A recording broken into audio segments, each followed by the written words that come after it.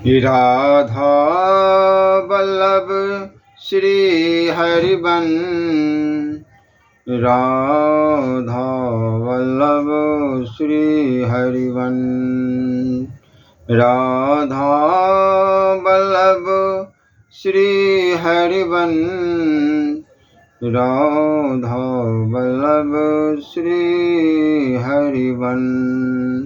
नारायणं नमस्कृत्यं नरं च नरोत्तमं देवी सरस्वती व्यासं ततो जयमुदीरे। राधा मेरी माती है, पिता मेरे घनश्याम, इन दोनों के चरणों में मेरा कोटि कोटि प्रणाम। ओम श्री परमात्मने नमः। श्री गणेशाय नमः। धर्म सूत्र का धर्म सर्वश्रेष्ठ मंगल। कौन सा धर्म? अहिंसा, संयम और तप। जिस मनुष्य का मन उक्त धर्म में सदा संलग्न रहता है उसे देवता भी नमस्कार करते हैं। अहिंसा, सत्य, अस्त्य, ब्रह्मचर्य और अपरिग्रह, इन 5 महाव्रतों को स्वीकार करके बुद्धिमान मनुष्य जिन द्वारा उपदिष्ट धर्म का आचरण करे, छोटे बड़े किसी भी प्राणी की हिंसा न करना, आदत बिना ही दी हुई वस्तु न लेना, विश्वासघाती असत्य न बोलना, यह आत्मनिग्रह की सत्पुरुषों का धर्म है। जो रात और दिन एक बार अतीत की ओर चले जाते हैं वे कभी वापस नहीं आते। जो मनुष्य अधर्म पाप करता है उसके वे रात दिन बिल्कुल निष्फल जाते हैं। जो रात और दिन एक बार अतीत की ओर चले जाते हैं वे कभी वापस नहीं आते। जो मनुष्य धर्म करता है उसके वे रात और दिन सफल हो जाते हैं। जब तक बुढ़ापा नहीं सताता तब तक व्याधियां नहीं बढ़ती, जब तक इंद्रियाहीन आसक्त नहीं होती तब तक धर्म का आचरण कर लेना चाहिए। बाद में कुछ नहीं होने का है। जो मनुष्य प्राणियों की स्वयं हिंसा करता है, दूसरों से हिंसा करवाता है और हिंसा करने वालों का अनुमोदन करता है, वह संसार में अपने लिए बैर को बढ़ाता है। संसार में रहने वाले चर और स्थावर जीवों पर मन से, वचन से और शरीर से किसी भी तरह दंड का प्रयोग नहीं करना चाहिए। सभी जीव जीना चाहते हैं, मरना कोई नहीं चाहता। इसलिए निर्ग्रंथ घोर प्राणी वध का सर्वथा परित्याग करते हैं। ज्ञानी होने का सार यही है कि वह किसी भी प्राणी की हिंसा न करे। इतना ही अहिंसा के सिद्धांत का ज्ञान यथेष्ट है। यही अहिंसा का विज्ञान है। अपने स्वार्थ के लिए अथवा दूसरों के लिए क्रोध से अथवा भय से किसी भी प्रसंग पर दूसरों को पीड़ा पहुंचाने वाला असत्य वचन न तो स्वयं बोलना और न दूसरों से बुलवाना चाहिए। श्रेष्ठ साधु पापकारी, निश्चयकारी और दूसरों को दुख पहुंचाने वाली वाणी न बोले। श्रेष्ठ मानव इसी तरह क्रोध, लोभ, भय और हास्य से भी पापकारी वाणी न बोले। हंसते हुए भी पाप वचन नहीं बोलना चाहिए। आत्मर्थी साधक को दृश्य, सत्य, परिमित, असंदिग्ध, परिपूर्ण, स्पष्ट अनुभूत, वचाल तारहित और किसी को भी उद्विग्न न करने वाली वाणी बोलना चाहिए। कोने को काना, निपुंसक, रोगी को रोगी कभी नहीं बोलना चाहिए। जो भाषा कठोर हो, दूसरों को भारी दुख पहुंचाने वाली हो, वह सत्य ही क्यों न हो, नहीं बोलनी चाहिए, क्योंकि उससे पाप का आश्रय होता है। पदार्थ सचेतन हो या अचेतन, अल्प हो या बहुत, और तो क्या दांत कुर्दने की सिक के बराबर भी जिस गृहस्थ के अधिकार में हो उसकी आज्ञा लिए बिना पूर्ण संयमी साधक न तो स्वयं ग्रहण करते हैं और न दूसरों को ग्रहण करने के लिए प्रेरित करते हैं और न ग्रहण करने वालों का अनुमोदन ही करते हैं। ब्रह्मचर्य बहुत मायने रखता है शरीर पुष्टि के लिए, धर्म के लिए। यह ब्रह्मचर्य अधर्म का नाश कर देता है, महादोषों को विनाश कर देता है। इसलिए मैथुन संसर्ग सब अथा परित्याग करते हैं। आत्मशोधक मनुष्य के लिए शरीर का श्रृंगार, स्त्रियों का संसर्ग और पौष्टिक स्वादिष्ट भोजन सब तालपुट विष के समान महान भयंकर है। सर्वन तपस्वी स्त्रियों के रूप, लावण्य, विलास, हास्य, मधुर वचन, संकेत, चेष्टा, हाव भाव और कटाक्ष आदि का मन में तनिक भी विचार न लाए और न उन्हें देखने का कभी प्रयत्न ही करे। स्त्रियों को राग पूर्वक देखना, उनकी अभिलाषा करना, उनका चिंतन करना, उनका कीर्तन करना आदि कार्य ब्रह्मचारी पुरुष को कदापि नहीं करना चाहिए। ब्रह्मचर्य व्रत में सदा रत रहने की इच्छा रखने वाले पुरुष के लिए यह नियम अत्यंत हितकर है और उत्तम ध्यान प्राप्त करने में सहायक। ब्रह्मचर्य में अनुरूप भिक्षु को मन में वैश्विक आनंद पैदा करने वाली तथा काम भोग की आसक्ति बढ़ाने वाली स्त्री कथा को छोड़ देना चाहिए। ब्रह्मचर्यरत भिक्षु को स्त्रियों के साथ बातचीत करना और उनसे बार बार परिचय प्राप्त करना सदा के लिए छोड़ देना चाहिए। ब्रह्मचर्य ऐसा धर्म है जो सभी यूँ कहे कि उसे सभी कुछ जितने भी संसार में धर्म बताए गए हैं सभी पुष्ट होते हैं। भोजन पान का सदा के लिए परित्याग, जो अशुद्ध भोजन हो हमेशा उससे त्याग देना चाहिए।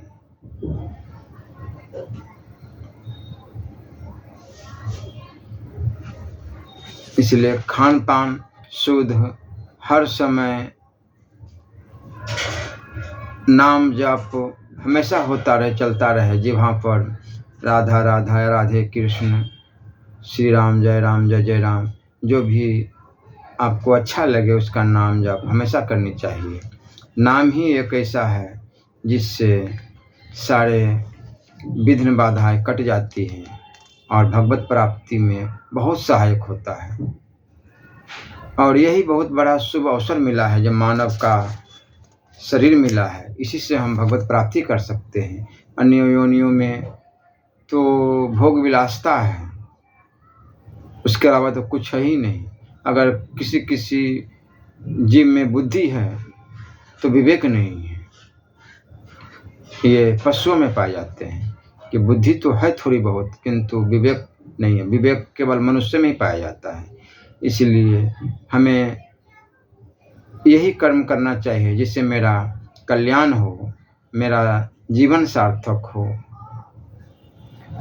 अज्ञान से मोहित मति वाला तथा राग द्वेष आदि अनेक भावों से युक्त मूढ़ पुरुष ही अपने साथ संबंध या असंबंध शरीर, स्त्री, पुत्र आदि, धन, धनादि तथा ग्राम, नगर आदि सचित अचित या मिश्र परद्रव्य में मैं यह हूँ, मैं इनका हूँ, मेरे ये है, अपने अपने पद का बखान करते हैं। मेरे पास ऐसा है, मेरे पास वैसा है, किंतु अध्यात्म में उनका कहीं स्थान नहीं दिया गया। क्योंकि हम जितना भी कुछ कर ले, धन बटोर ले, कुटुंब रिश्तेदार बना ले, किंतु हमारे कर्म बीज जो है वो हमें ही उसके फल चखने पड़ते हैं। इसलिए हम आए हैं केवल भगवत प्राप्ति के लिए, भगवत प्राप्ति ही करना है। ये तो माया नगरी है, माया में फंसे हुए हैं। ये सारे घर गृहस्थी संसार ये माया ही है। बहुत सारे लोगों को ये बातें पसंद भी नहीं आता कि संत लोग अटपटा बोली बोलते हैं, लेकिन हकीकत है, सच्चाई है। कर्म का उत्पादन माना गया है। कर्म सिद्धांत के अनुभावी लोग कहते हैं कि संसार में जन्म मरण का मूल कर्म है और जन्म मरण यही एकमात्र दुख है। भावों से युक्त मूढ़ पुरुष ही अपने साथ संबंध या संबंध रखते हैं। आत्मा कहाँ जड़ द्रव्य है कि तुम जड़ पदार्थ को यह मेरा है इस प्रकार कहते हो। विशुद्ध आत्मा ही परमार्थ है, मुक्ति है, केवल ज्ञान है, मुनिपन है। उस परमार्थ में स्थित हुए बिना जो भी तप करते हैं, व्रत धारण करते हैं, वह सब अज्ञान है। परमार्थ से दूर रहकर व्रतशील तप का आचरण करने वाला निर्वाण लाभ नहीं कर सकता। इसलिए हर समय परमात्मा का याद रहना चाहिए, स्मरण रहनी चाहिए। नाम जप में बहुत शक्ति है, इसलिए हमेशा नाम जप अवश्य करनी चाहिए। राधा राधा राधा राधे कृष्ण।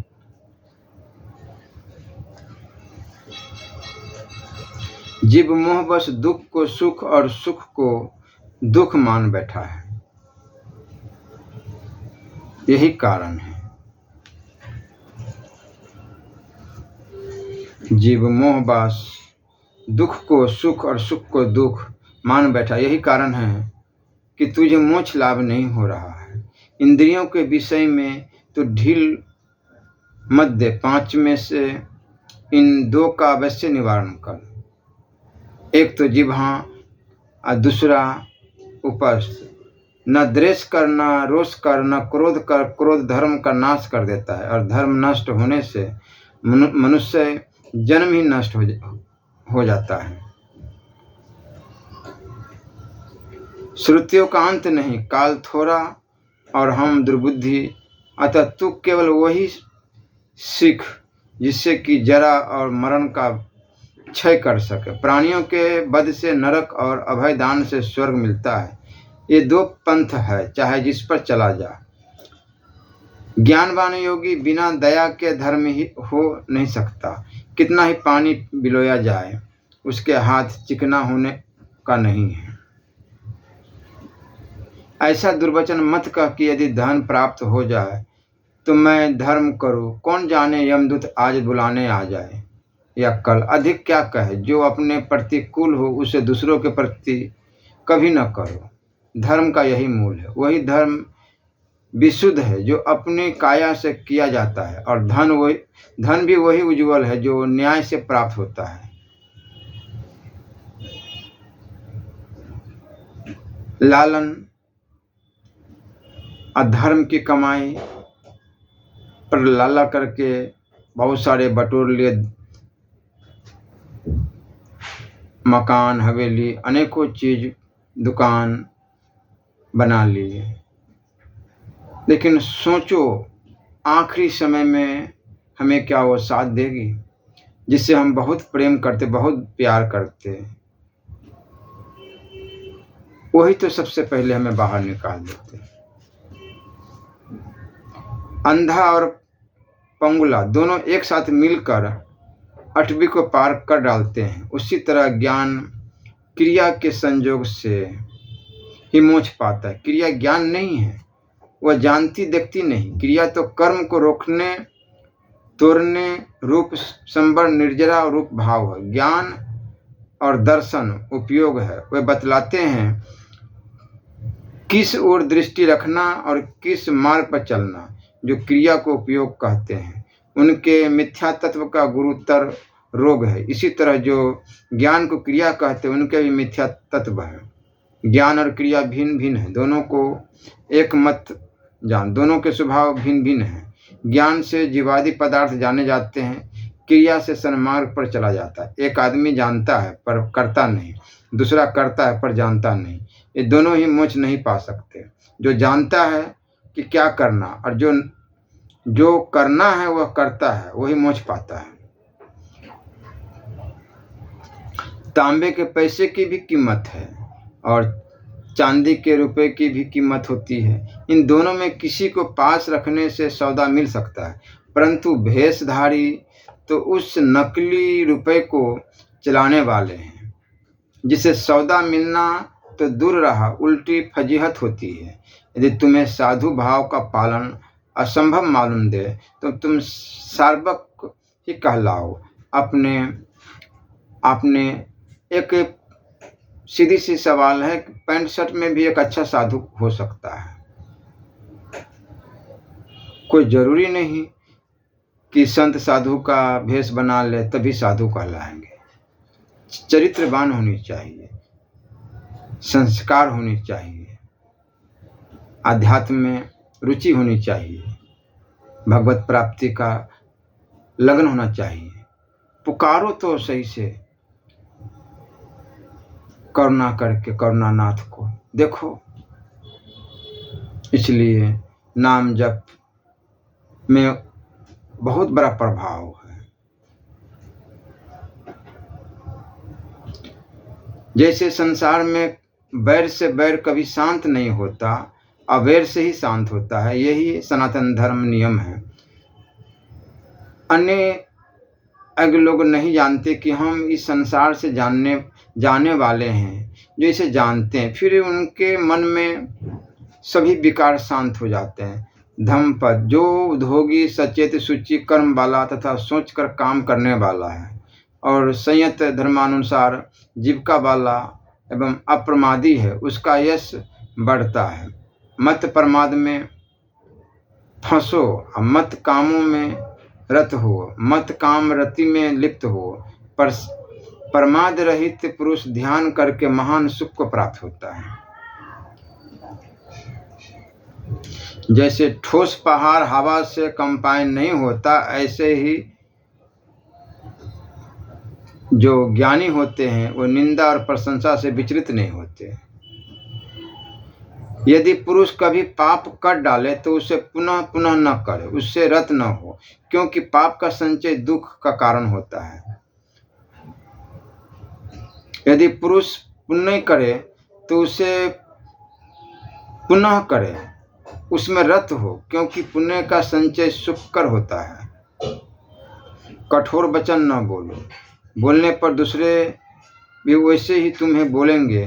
दुर्वचन दुखदायक होते हैं। जो चीज़ हमें नहीं अच्छी लगती वो दूसरों को कैसे अच्छा लगेगा। हम जिस तरीके से अपनी माता बहन बेटियां को देखते हैं, उसी नज़र से हम दूसरे को माँ बहन को बेटियां को भी देखें। जैसे कोई अगर हमारे माँ बहन बेटियां को कोई अगर गलत निगाहों से नज़र से देखे तो हमें नहीं अच्छा लगता। उसी प्रकार से हम दूसरे को देखें तो सामने वाले को भी अच्छा नहीं लगेगा। ये बात हमेशा याद रखनी चाहिए कि जो चीज़ हमें अच्छी नहीं लगती दूसरे को कैसे अच्छी लगेगी।